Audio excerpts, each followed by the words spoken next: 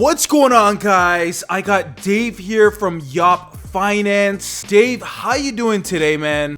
I'm good. It's been a good day so far and a good week. Great, fantastic. Well, Dave, I know you're a very busy man, so let's jump right into these questions. I know a lot of people are excited about your project. You guys have a lot going on, and I'm sure you can't wait to share that with everybody as well. Definitely.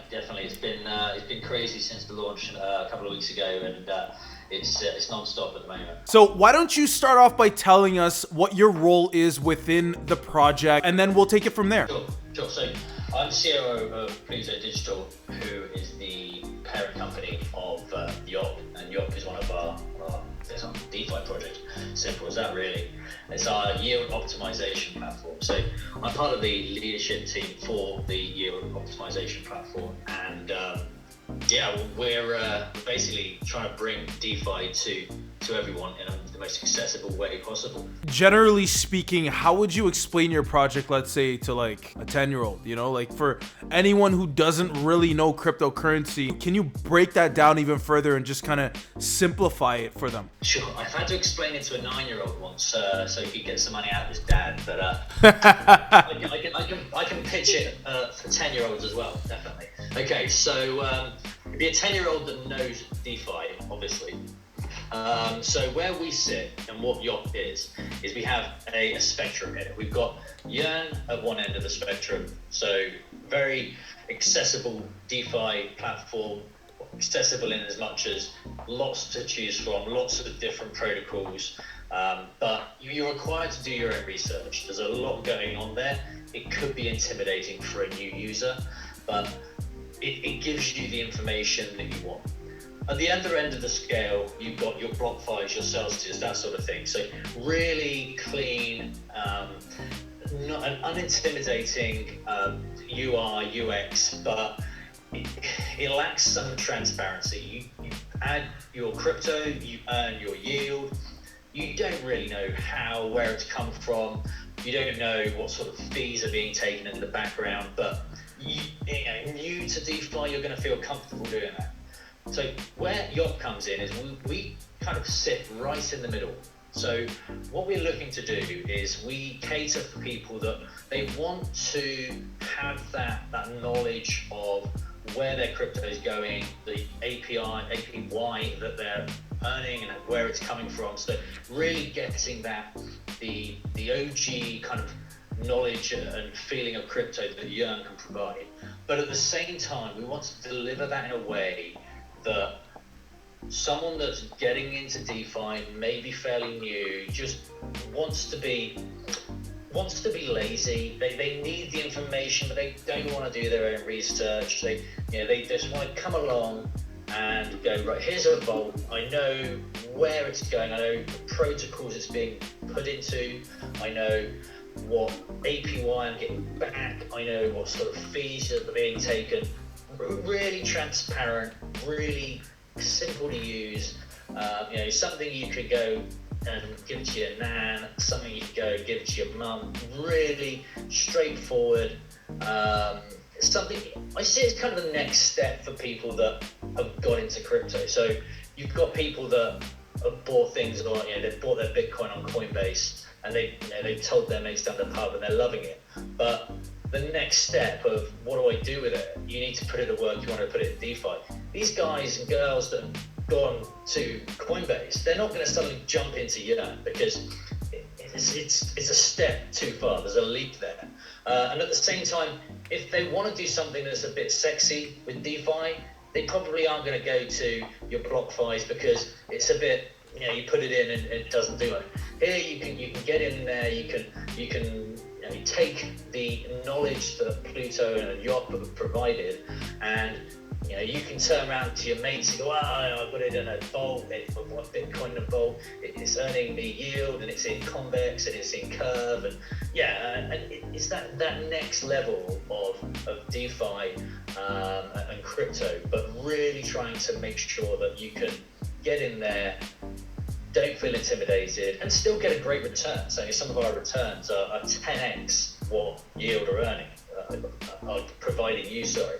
So we're giving something that it is really attractive at the same time. What would you say would be the message that YOP Finance would want to be most known for? Just tying into your answer there, what would you say? I think going on from the people that are not, from the people that are feeling that they're in crypto, but there's a lot going on. We know, let's not get into regulation too early because we'll really go off at that. We will soon, though. We will. You're in a space that there's a lot of going on. There's a lot of rug pulls. There's a lot of mistrust. There's a lot of bad actors. So one of the things that I'm really keen that we do with YOP is make sure that we need to be trusted. We need to be seen as a blue chip style, really go-to DeFi platform. We need to be the ones that when you put your crypto in our vaults, you know that the smart contracts, they've been audited by multiple audit companies. We want to make sure that we've done everything we can to make sure it's secure. We have all of our wallets that connect scanned by Elliptic. We want to make sure that we've got no nefarious actors, no nefarious funds in our system. We want to make sure that we're not adding to that bad image of crypto. We want to try and take crypto and really drive a path to people saying that they are investing in crypto without their mates turn around and go, and start talking about things like Silk Road, or it's for drugs, or it's about dodging tax or whatever. We really want to see ourselves. We see ourselves as the pioneer of pushing DeFi to the masses in a trusted and secure and transparent way. Right. Okay, so would you say, generically speaking, when it comes to your APY, okay, so let's say your sky high APY is up to 65%, so even your parents could use it. I mean, is that something you would also say that you guys want to be known for? Yeah, definitely. I mean, look, we all know in life, the older you are, the more money you're supposed to have, aren't you? So the parents are going to be the ones filling the vaults. So I'm more than happy that we're aiming at them. But look, okay, and this is how crazy crypto is, because if my bank turned around to me and offered me a 65% interest rate on my savings account or portfolio, I would rip your arm off and say, look, here's my money, just take it. That is a ridiculous rate of return. I wouldn't even get that on some crazy stocks and shares.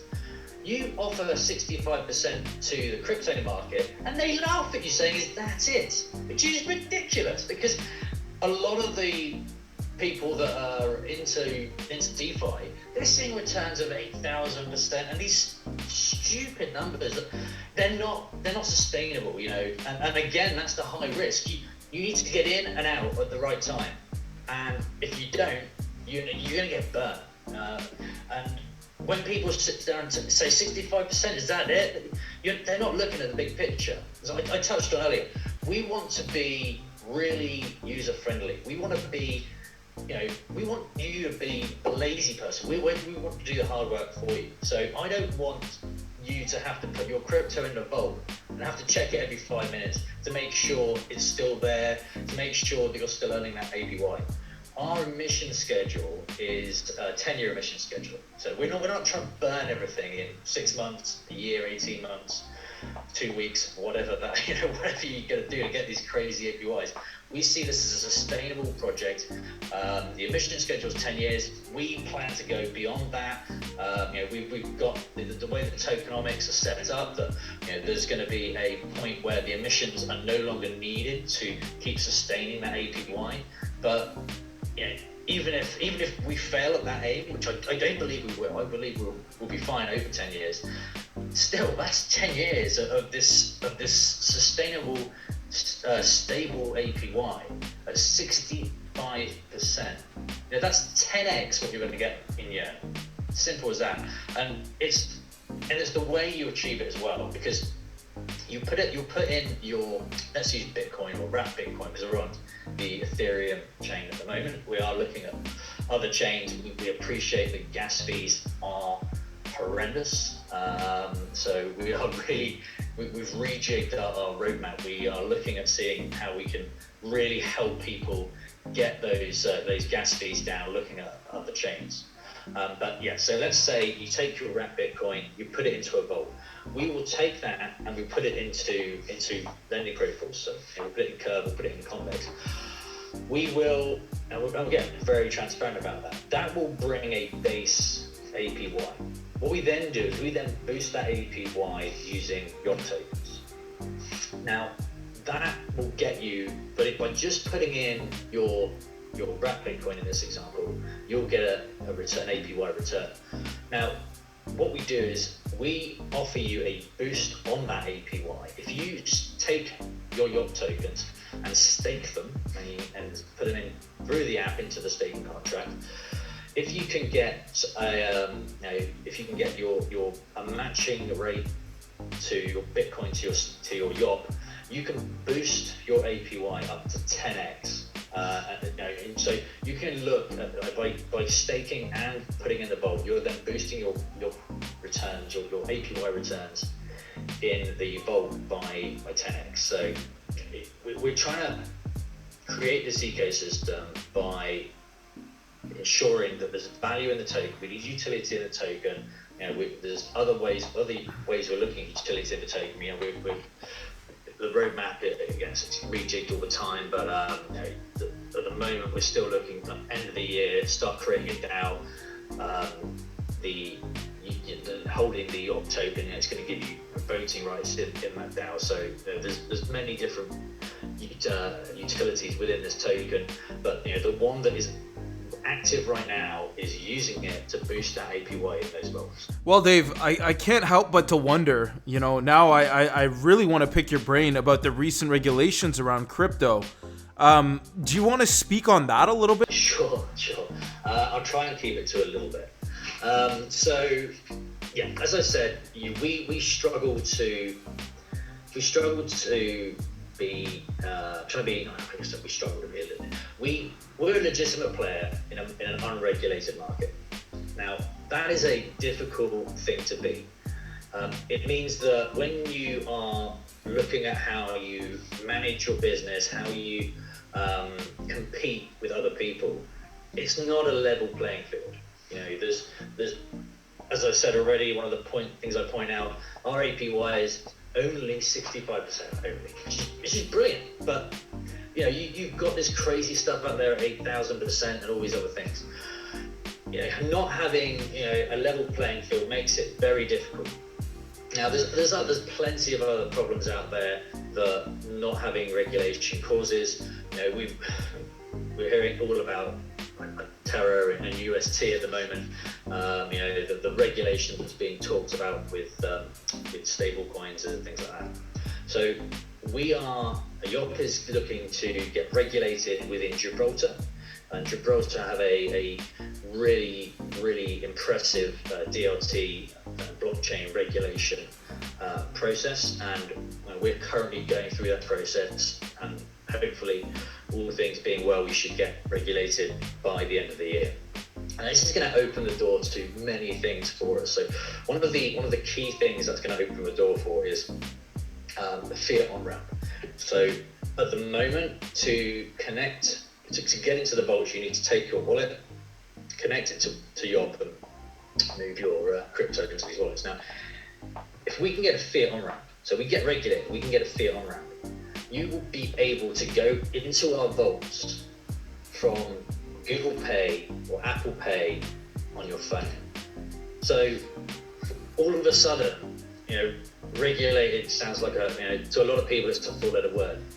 I can't remember how many letters are in opportunity, but I see it more of an opportunity than a four-letter word. Because once you get that regulation, once you get the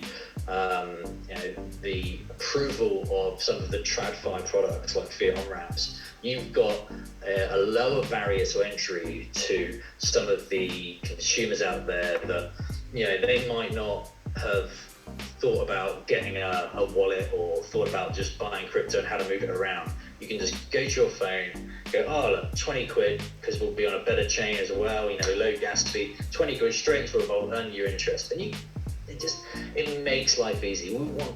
We want our users' lives to be as easy as possible. We should be taking the pain. I don't want, if our users are feeling the pain, then we're doing something wrong. But regulation doesn't just stop there. We're looking to get into every area of the globe. We see the challenges with the SEC and how they view crypto. We see the challenges with the custodial wallets and non-custodial wallets in the EU.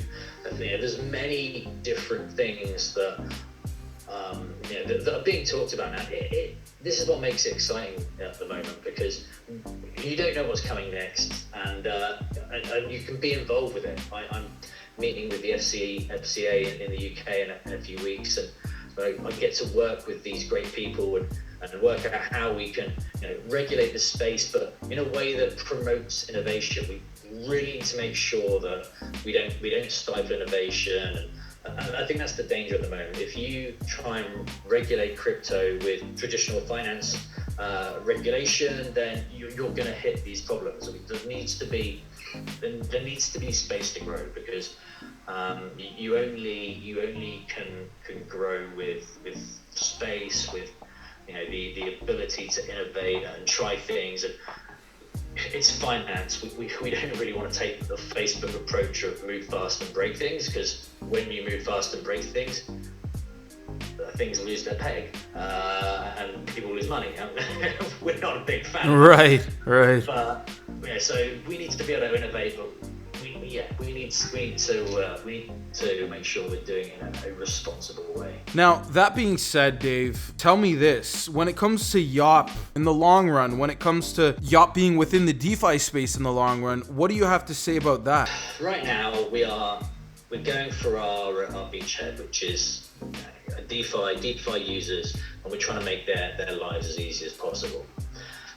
Once we get to a point of regulation and fiat on-ramps, all of a sudden we can introduce new users into DeFi. They don't need to be crypto OGs, DeFi OGs. We can get people that they know pretty much next to nothing about DeFi, but we see YOP and Pluto's trying to be very educational, very helpful.